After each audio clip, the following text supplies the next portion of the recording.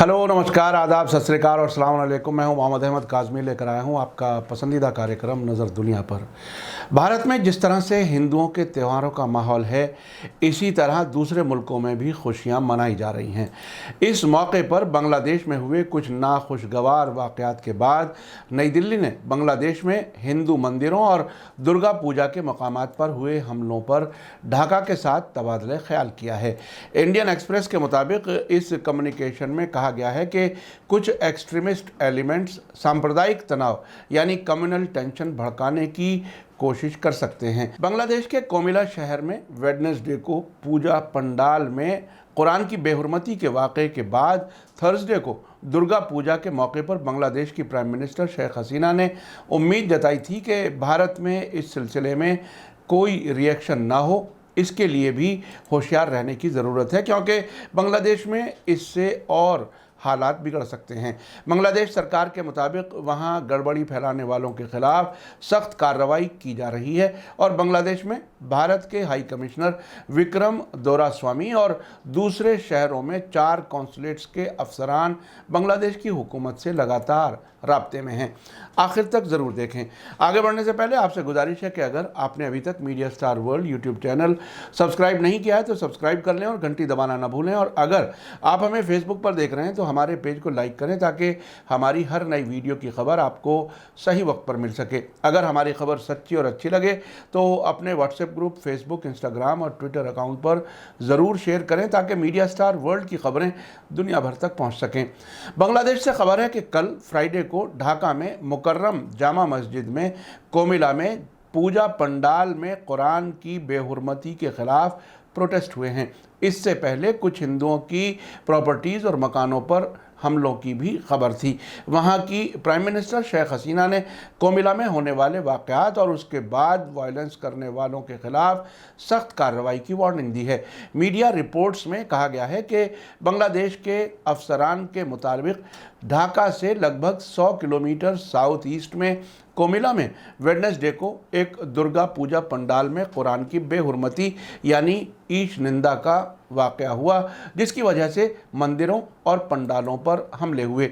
इसके नतीजे में 4 लोगों की मौत हो गई है और पुलिस जवानों समेत कई लोग ज़ख्मी हुए हैं। थर्सडे को यानी कोमिला के वाक़े के दूसरे ही दिन प्राइम मिनिस्टर शेख हसीना ने सख्त वार्निंग देते हुए कहा कि कोमिला में दुर्गा पूजा की जगह और हिंदू मंदिरों पर हमला करने वालों को बख्शा नहीं जाएगा। कोमिला में हुए हमले की जांच होगी और किसी भी गुनहगार को छोड़ा नहीं जाएगा। इन हमलों में बांग्लादेश के चांदपुर में 4 लोगों की मौत हुई है। बांग्लादेश के बड़े अंग्रेजी अखबार ढाका ट्रिब्यून के मुताबिक शेख हसीना ने कहा है कि कोई मायने नहीं रखता कि गुनाहगार किस मजहब का है। उन्होंने कहा कि गुनाहगारों को पकड़ा जाएगा और उन्हें सज़ा मिलेगी। ढाका से मिली खबर के मुताबिक थर्सडे को बांग्लादेश के प्राइम मिनिस्टर ने ये बात राजधानी में मौजूद ढाकेश्वर मंदिर में दुर्गा पूजा के मौके पर हिंदुओं को मुबारकबाद देते हुए कही। बांग्लादेश की प्राइम मिनिस्टर पूजा महोत्सव में वीडियो कॉन्फ्रेंसिंग के जरिए शामिल हुई थी। ढाकेश्वर बांग्लादेश का सबसे बड़ा मंदिर है और इसके नाम पर ही राजधानी ढाका का नाम पड़ा है। आपको याद दिला दूं कि 2018 की दुर्गा पूजा में बांग्लादेश की प्राइम मिनिस्टर शेख हसीना ने दुर्गा पूजा के मौके पर राजधानी ढाका समेत ढाकेश्वर हिंदू मंदिर को 1.5 बीघा ज़मीन दी थी।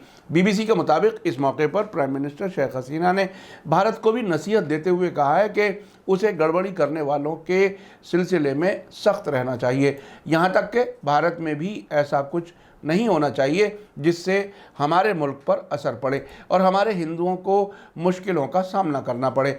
भारत में कुछ होता है तो हमारे यहाँ के हिंदू लोगों पर उनका असर होता है। भारत को भी इस सिलसिले में होशियार रहने की ज़रूरत है। शेख हसीना ने कहा कि दुनिया भर में बढ़ती टेररिस्ट सरगर्मियों से हम पर भी असर हुआ है। इस सिलसिले में न सिर्फ हमें होशियार रहना है बल्कि पड़ोसी मुल्क को भी होशियार रहने की ज़रूरत है।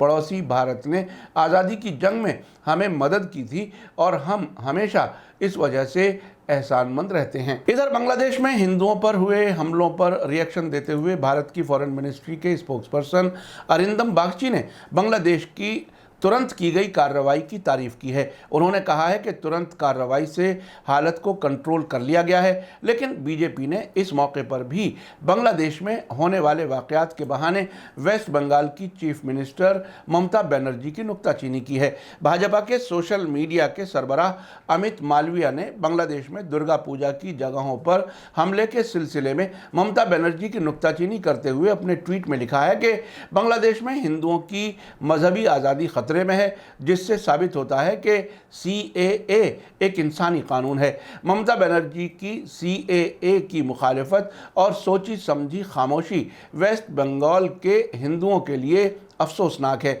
यहाँ के हिंदू भी तृणमूल कांग्रेस की हुकूमत में हाशिए पर जा रहे हैं। आपको बता दूं कि हाल ही में वेस्ट बंगाल में हुए असेंबली इलेक्शन में भारतीय जनता पार्टी की बुरी तरह से हार हुई थी, जिसे वो अब तक भी हजम नहीं कर पा रही है।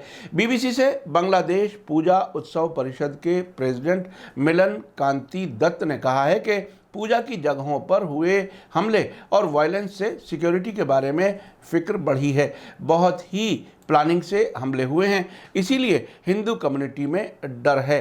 शेख हसीना ने कहा है कि कोमिला के मंदिर में तोड़फोड़ एक अफसोसजनक वाकया है। उन्होंने किसी का नाम लिए बिना कहा कि जो लोगों का भरोसा हासिल करने में नाकाम है और जिनका कोई नज़रिया नहीं है, वे लोग ही इस तरह के हमले कर सकते हैं।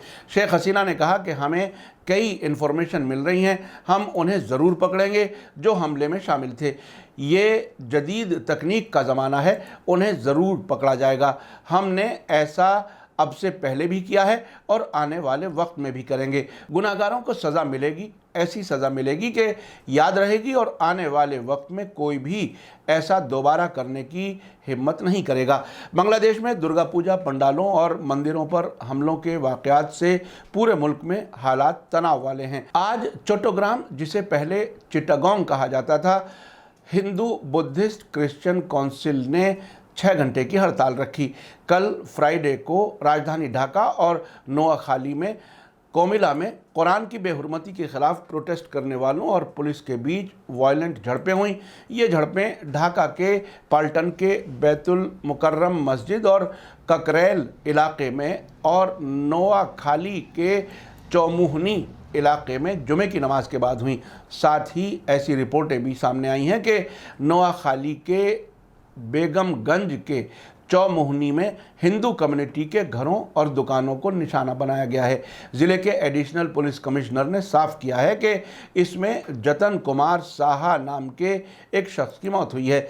एक रिपोर्ट के मुताबिक प्रोटेस्ट करने वाले भारत के खिलाफ नारे लगा रहे थे और हसीना पर नई दिल्ली से बहुत करीब होने का इल्ज़ाम लगा रहे थे।